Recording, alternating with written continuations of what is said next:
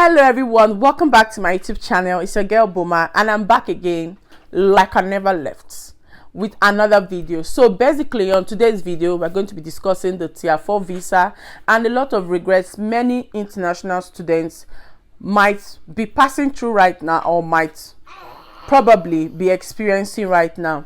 So one thing I would say the Tier 4 visa route is not a bad visa route, first of all. But one thing a lot of people don't know is that the Tier 4 visa route to the IRL, or is it the ILR, is going to take you 10 years. Yes, it's definitely going to take you 10 years. And the Tier 2 visa route is going to take you 5 years. So why wouldn't I want to work and just, get it done once and for all in 5 years time? So notwithstanding, let's head right into this video. So the Tier 4 visa route for international students is also an expensive route to come into the UK.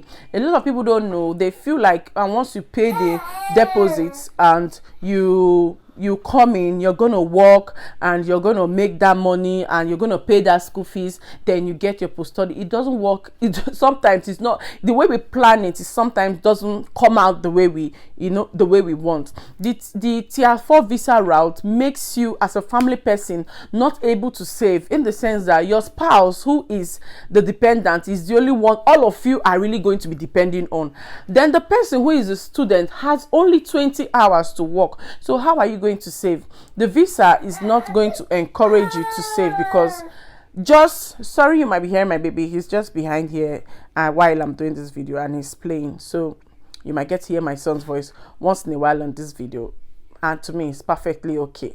He's fine and I'm watching him. So the Tier 4 visa route, to me, the people that enjoy it are those who choose to come in January. If you come in January, I think you have the 3 months long holiday before September for you to gather as much funds as you want to be able to pay for your school fees. So if you're even coming through the Tier 4 visa and you want to pay up your fees on time, I think you should consider coming in with the January batch, because those ones have enough time, more than enough time, to make money during the holidays while their spouse is also making money. But for those who are coming in September, before it will get to June, the next year June, where you're going for your 3 months break, you will need to pay up your school fees. And with 20 hours, how are you intending to feed? How are you intending to save? How are you intending to even do 1 or 2 things for yourself? It's just your dependent who is going to be working, and everybody has to depend on that person.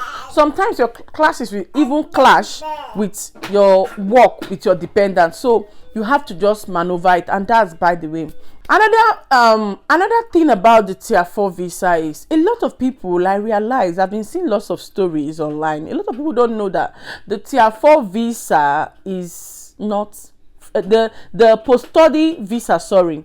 A lot of people don't know that the post-study visa is not free. It's £2,000. It is £2,000 per person, not per family head or per how will I put it?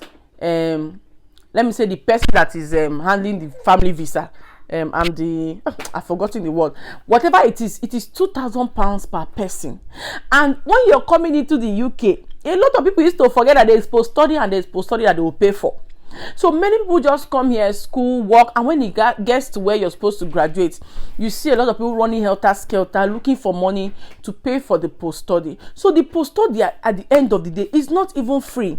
And at the end of the day, it's not even still guaranteed. So this Tier 4 visa, I'm now looking at it like, did I do the right thing to come in to the UK through the Tier 4 visa? Shouldn't I have just used the Tier 2 visa or any other visa route to just come into the UK and be somehow relaxed? Because coming in with the Tier 4 visa, you finish your school, you pay the fees. Let's leave the financial aspect. You pay the fees. You get to the post-study, which the government has granted for 2 years. You're still going to pay for it. You're paying for your 2-year stay. So let's assume in that 2 years, you finally do not get a sponsored job. you are still left with the option of moving back or continuing into a PhD. Have you guys gone to check how much it is to do a PhD in the UK? And it's not even everybody that can do PhDs. See, a book is not for everybody. I like to be very, very frank and sincere with myself.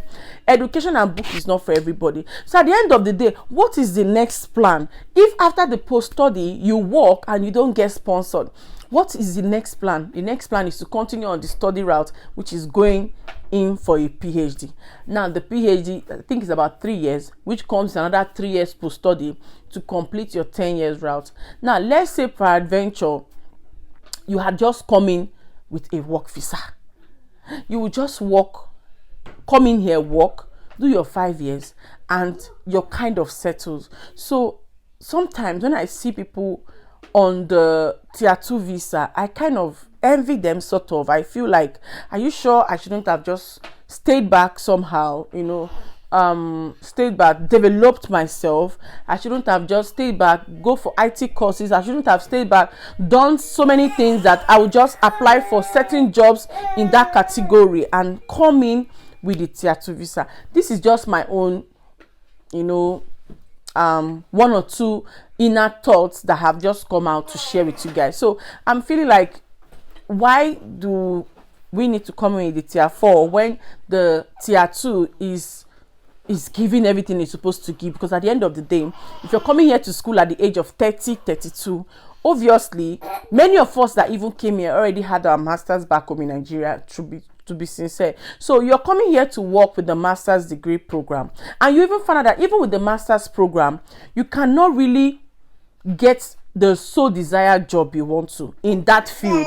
You have to still go for trainings, you have to still do internship, you have to still go through certain rigorous process, because it's gonna be hard for them to just accept you and absorb you in that position. Now, you also need to develop yourself. So even the master's program you're coming in for, at the end of the day, if you still need 1 or 2 courses to add to it, to spice up your CV, then it means the visa is not, the tier 4 itself is not all that is supposed to be.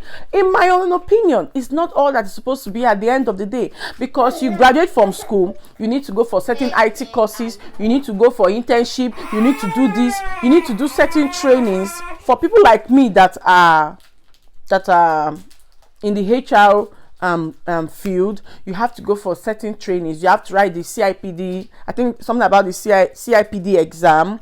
There are upgrades you need to do, so that whenever you come out to the job market, something shows that you're different from every other master's or MSc graduate out there. So at the end of the day, you coming here to do your master's doesn't guarantee anything, absolutely nothing. You still need to build yourself, you still need to develop yourself. Nobody's gonna just give you a job because they see, oh, MA in human resource management, or they see BSc in this, or they see MSc in biochemistry. Then you expect that, boom, she did a master's program and it's all. Sometimes if you don't even have the work experience, they're not going to employ you. You're not employable. So at the end of the day, I keep asking myself, is the tier 4 visa really, is it really all that? Sure, you understand? I just keep asking, like, is it all that? What did you explain to me? Is it still all that? So if you're coming into the UK, do your findings, try as much as applying for jobs, develop yourself back home if you can. Trust me, there are courses over here in the UK that you can do while you're in Nigeria. Yeah, virtual courses you can do here in the UK while in Nigeria. You can do them and use those courses to apply for jobs. Just try the work routes before you come in as a student. I know a lot of people are not patient to hear this. Many people don't want to even hear this. But the truth is, try the work route, try the tier 2 visa route, which is coming into work. Because at the end of the day, you came into school because you want to get a good job in that particular field you went to school for. So you coming down here and you now find it hard getting that job, because you now have to do certain things, certain trainings, development, self-development and all that. I should have just done all of that back home. There are courses I would have paid for here with big money, that when I apply to certain companies here in the UK, they will know that this person is serious and she means business. Arrange your LinkedIn profile, put those courses there, and they'll know this person is not here to play. She's serious and she needs this job and she deserves this job because she has built herself. So guys, while you're getting your work experience back home, you can do courses here that are actually registered here in the United Kingdom, if this is the country of choice you're focused on. So you try the tier 2 route. To me, people give sponsorship for people outside Nigeria, so try the tier 2 route first, or other routes that are not necessarily something that has to do with, you know, the study visa, which you can actually still study. You know, this study visa, this study, when you come here with the work visa, then please give him that stuff now.